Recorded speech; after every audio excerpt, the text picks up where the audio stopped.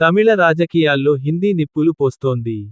త్రిభాషా విద్యా విధానాన్ని Tamil Nadu వ్యతిరేకిస్తోంది. English okay కానీ హిందీని మాత్రం మా మీద రుద్దవద్దని హెచ్చరికలు చేస్తోంది. సీఎం స్టాలిన్ ప్రత్యేకంగా ఈ అంశంపై ఉద్యమం ప్రారంభించారు.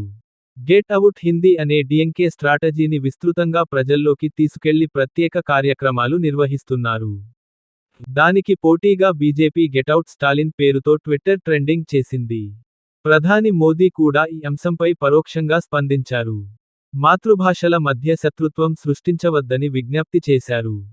తమిళనాట అనాదిగా హిందీపై వ్యతిరేకత. హిందీ వ్యతిరేకత అనేది తమిళనాడులో ఎప్పటి నుంచో ఉంది.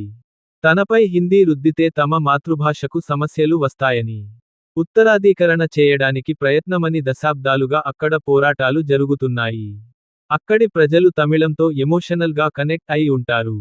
అయితే దాన్ని హిందీ వ్యతిరేకతగా మార్చడంలో అక్కడి రాజకీయ పార్టీలు ఓ విధానంగా పెట్టుకున్నాయి. ఫలితంగా హిందీ అనేది తమిళనాడులో ఓ వివాదాస్పద రాజకీయ అంశంగా మారింది.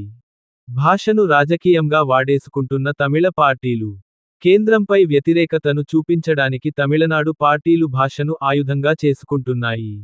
దీనివల్ల హిందీపై విద్వేషం పెరుగుతోంది. హిందీ మాట్లాడేవారి పట్ల వ్యతిరేకత చూపించేవారు తమిళనాడులో పెరుగుతున్నారు. హిందీ మాట్లాడేవారు ఉంటే తమ రాష్ట్రంలో ఉత్తరాది, జాతీయ పార్టీలు పెత్తనం చేస్తాయని ప్రజలకు నూరిపోస్తుంటారు. సందర్భం దొరికినప్పుడల్లా దీన్ని రాజకీయం చేస్తున్నారు.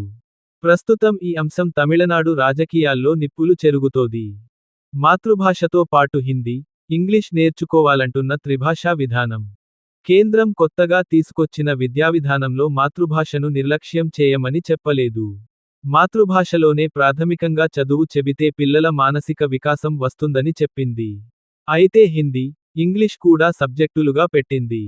దేశవ్యాప్తంగా ఎక్కడా ఈ అంశంపై వ్యతిరేకత లేదు. తమిళనాడులో మాత్రం తాము హిందీ నేర్చుకునేది లేదని రాజకీయ పార్టీలు రాజకీయం చేస్తున్నాయి.